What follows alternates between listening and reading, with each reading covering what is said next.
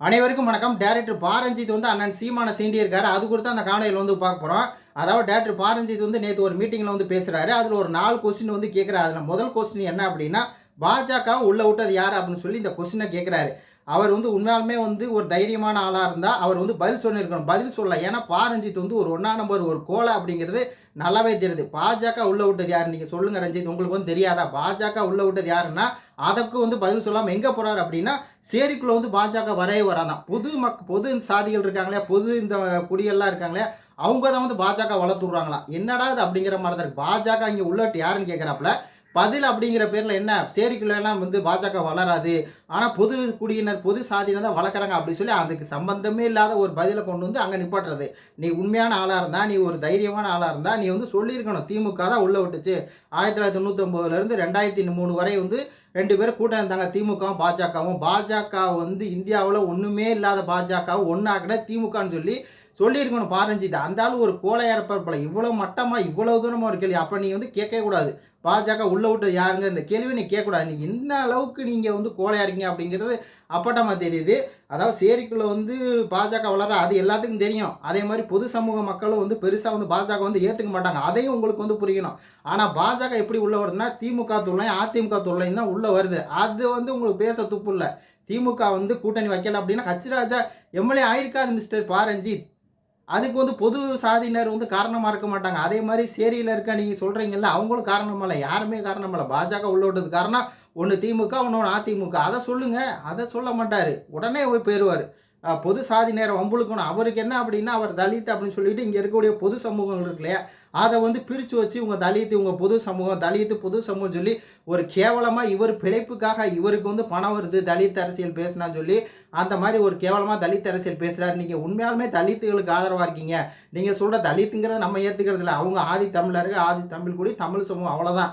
ஆனால் இவர் தலித்துங்கிறார்ல. நீ ஏன் வேங்கை வயலை பற்றி வாய் திறக்க மாட்டேங்கிற? வேங்கை வயலுக்கு வாய் திறக்காது. நீ எப்படி நீ தலித்துகளுக்கு, நீ சொல்கிற தலித்துகளுக்கு ஆதரவாக இருப்ப? அப்போ உன்னுடைய லாபத்துக்காக நீ பேசுகிற அப்படிங்கிறது தெரியுது. நீ ஒரு கோலா அப்படிங்கிறது, நீங்கள் ஒரு கோலா ரஞ்சித் அவர்களே. நீங்கள் ஒரு நல்லவர் அப்படின்னா பாஜக உள்ளோட்டு யார்? திமுக தான், அதிமுக தான். ஃபர்ஸ்ட் அதிமுக ஜெயலலிதா கூட்டணி வச்சாங்க, அப்புறம் திருப்பி கருணாநிதி அவர் கூட்டணி வச்சாங்க. அவங்க கூட்டணி வச்சனால, நல்லா கேடு, அவங்க கூட்டணி வச்சனால எல்லாரும் ஓட்டு போட்டாங்க. எல்லா சாதியினரும் ஓட்டு போட்டாங்க. நீங்கள் குறிப்பிட்டு பொது சாதியினர் தான் ஓட்டு போட்டாங்க. அப்போ திமுக பாஜக கூட்டணியில் இருந்துச்சு. அப்போ திருமாவளவன் கூட்டம் இருந்தார். திருமாவளவன் கூட்டணியில் இருக்கும்போது அப்போ எல்லாரும் தானே போட்டாங்க. அப்போ அந்த பக்கம் பொது சமூக தலைவர் எல்லாம் கூட்டணியில் தான், அந்த பாமக எல்லாம் இருந்துச்சுல்ல. அப்போ நீங்கள் இப்படியெல்லாம் கதை கட்ட கூட இப்படிலாம் ஜோதி கூட. அது என்ன சொல்கிற, அது என்னென்னா குடிப்பெருமை பேச சொல்கிறாங்களா. அதாவது இப்போ இதில் தான் சீமானை உள்ளே கொண்டு வரா. எப்படிடா அது சீமானை தலையில் கட்டலாம் அப்படிங்கிறது தான் குடிப்பெருமை இப்போ பேச சொல்கிறாங்க அப்படின்னு திருப்பி ஏற்கனவே சீமான்ட்ட சரியான ஒரு அடி வாங்கியிருப்பார் பாரஞ்சித்து.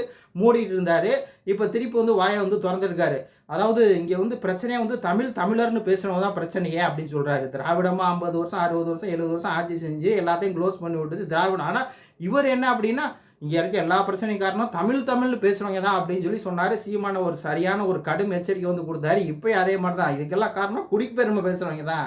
தலித்துகளையும் குடிப்பெருமை பேச சொல்கிறாங்க அப்படின்னு சொல்லி, இன்னையா அது எதுக்கியா நீ பேசுகிற? உனக்கு அரசியல் அதாவது எப்படின்னா ஒரு கோலை அப்படிங்கிறது தான் இதுக்கு இவரோட ஒரு சரியான டேமே. இவர் உண்மையாலுமே ஒரு வீரனாக இருந்தால், ஒரு இந்த மக்களுக்காக நிற்கிறவா இருந்தால் ஓப்பன் ஸ்டேட்மெண்ட் கொடுத்துருக்கணும். ஆமாங்க, பாஜக உள்ளோடு திமுக தாங்க. திமுக மட்டும் பாஜக கூட்டணி இல்லைன்னா பாஜக சைப்பருங்க. பாஜக தமிழ்நாட்டில் ஒரு சீட்டு கூட ஜெயிச்சிருக்காதுங்க. ஹச்ராஜாவெலாம் ஆயிருக்க மாட்டாருங்க எம்எல்ஏ அப்படின்னு சொல்லி பேசுங்கப்பா. சீமான பேசுகிறாருல, சீமான மேடைக்கு மேடை அதானே பேசுகிறாரு. அது மாதிரி பேசு. அதே மாதிரி அதிமுக கூட்டணி வைக்கலன்னா பாஜக ஒரு சீட்டு கூட வராதுன்னு சொல்லி பேசுப்பா பாரஞ்சித்து. அப்படியெல்லாம் பேச மாட்டா. நீ எப்படியாவது சீமானை குறை சொல்லணும், தமிழர்களை குறை சொல்லணும். அவங்க பொது உயர்ந்த சாதி, இவங்க தாழ்ந்த சாதிக்காரன்ட்ட அப்படி, உயர்ந்த சாதிக்காரன்ட்ட இப்படின்னு சொல்லி எதுக்கு நீ இந்த பித்தலாட அரசியல் பேசுகிற? குடிப்பெருமை ஃபஸ்ட்டு சீமான எங்கே உன்னை பேச சொன்னார்? எப்படி பேச சொன்னார்? குடிப்பெருமைனா ஃபஸ்ட்டு என்ன? குடினா ஃபஸ்ட்டு என்ன? நீ மட்டும் தலித்துன்னு சொல்லி தலித்து மக்களை ஒன்றிணைக்கிற அப்படின்னு சொல்லி நீ ஒரு அரசியல் பண்ணலாம். ஆனால் தமிழர்கள் எல்லாருமே ஒன்று, தமிழ் குடிகள் எல்லாமே ஒன்று அப்படின்னு சொல்லி ஒரு அரசியல் பேசும்போது உனக்கு வலிக்குது. இப்போ என்ன பிரச்சனை அப்படின்னா, தனித்தனியாக இருந்தால் இவங்களோட என்னென்னா, ஒரு பக்கம் இந்த மக்களை சேரி மக்கள்னு சொல்லி வச்சுட்டு, இன்னொரு பக்கம் பொது சாதியினர்னு வச்சுக்கிட்டு சண்டையை மூட்டி விட்டு கொழுந்து விட்டு எரியணும். ஆனால் நம்ம என்ன சொல்கிறோம், அப்படிலாம் சொல்லலை. எல்லாரும் தமிழர்கள், எல்லாரும் ஒன்று, எல்லா அண்ணன் தம்பி எல்லாரும் வாங்க, நம்ம ஒன்றா இருக்கலாம். எல்லாரும் அதிகார பயிர் வந்து ஒன்றா வச்சுக்கலாம் அப்படின்னு சொல்லிட்டு அண்ணன் சீமான் சொல்கிறாரு. இதே திமுக எத்தனை தலித்துகளுக்கு சீட்டு கொடுத்துருக்கு, அண்ணன் சீமான் வந்து எத்தனை பேத்துக்கு வந்து சீட்டு கொடுத்துருக்காரு சொல்லு? 8 பேத்துக்கு வந்து கொடுத்துருக்காரு. 7 தனித்தொகுதி ப்ளஸ் வந்து ஒரு பொது தொகுதி போட்டிருக்காரு. திமுக போட்டிருக்கா? திமுக வந்து போட்டிருக்கா? திமுக போடலை. அப்போ நீ வந்து என்னத்த அரசியல் பண்ணுற? வேணும்னே திட்டமிட்டே தமிழ் சமூகத்துக்குள்ளே அடிச்சுக்கணும், அதுக்கு அண்ணன் சீமானை வந்து சீண்டணும், குடிப்பெருமை பேச சொல்கிறாங்க அப்படிங்கிறதெல்லாம் பேசுறதெல்லாம் வந்து உங்களுடைய கோழைத்தனம் தான் ரஞ்சித். உங்களுடைய சுயநலம் அப்படிங்கிறது தெரியுது. இதில் என்னென்னா தனித்து நிற்கக்கூடாதுன்னு சொல்கிறாங்கன்னு ஒரு வார்த்தையை வந்து சேர்த்துக்கிறாரு இவரை வந்து என்ன அப்படின்னா, இவரை வந்து அங்கே இருக்க திராவிட ஆளுகளுக்கே வந்து பிடிக்காது. ரஞ்சித்தை வந்து அங்கே திராவிடத்துக்கு ஒரு செம்பு தூக்குறாள் அவங்களுக்கே வந்து பிடிக்காது. ஏன்னா இவர் வந்து மாற்றி இவர் பேசுகிறதே வந்து எப்படி இருக்கும் அப்படின்னா, ஒரு டிப்ளமேட்டிக்காக இருக்கும். அதாவது எப்படின்னா ஒரு முரண்பாடாகவே பேசுவார். ஒரு குறிப்பிட்ட இடத்துல நின்று நம்ம பேசணும் அப்படின்னு இல்லை சார், நம்ம வந்து தமிழ் தேசிய ஆதரவுன்னு பேசணும் அப்படின்னு இல்லை, அப்புறம் திமுக ஆதரவு அப்படியே டிப்ளமேட்டிக்காக பேசுவார். எல்லாம் பேசிட்டு திமுக வந்து ஓட்டு போடுவார். அதனால அங்கே இருக்கவனே திராவிடத்தில் இருக்கவனே வந்து ரஞ்சித் சுத்தம் பிடிக்கும். ஏன்னா அவர் அரசியல் அப்படி எதுக்கு பேசணும், எதுக்காக பேசணும் அப்படிங்கிறது கூட தெரியாமல் ஏதோ தலித்துன்னு பேசுனா காசு வருதா, அதனால நான் வந்து பேசுகிறேன், தலித்து மக்களுக்காக பேசுகிறேன், அதில் வந்து வீரமாக பேசுகிறேன் அப்படிங்கிற நேரத்தில் வந்து பேசுவார். அதெல்லாம் வந்து வேலைக்கு ஆகாதுங்க ரஞ்சித் அண்ணா. நீங்கள் வந்து இதுக்கு மேலாவது வீரமாக பேசுங்க. ஆமாம், பாஜக விட்டு யாருன்னு அடுத்த நீங்கள் பேசும்போது திமுக அதிமுகன்னு சொல்லுங்கள். அப்புறம் சொல்லிட்டு நீங்கள் சீமான மேலே வந்து குற்றச்சாட்டு வைங்க, அது ஓகே. ஆனால் அதை சொல்லவே உங்களுக்கு வந்து தைரியம் இல்லை. நீங்கள் எல்லாம் எதுக்குன்னு அரசியல் பேசுகிறீங்க அப்படிங்கிற மாதிரி தான் இருக்குது. நன்றி, வணக்கம்.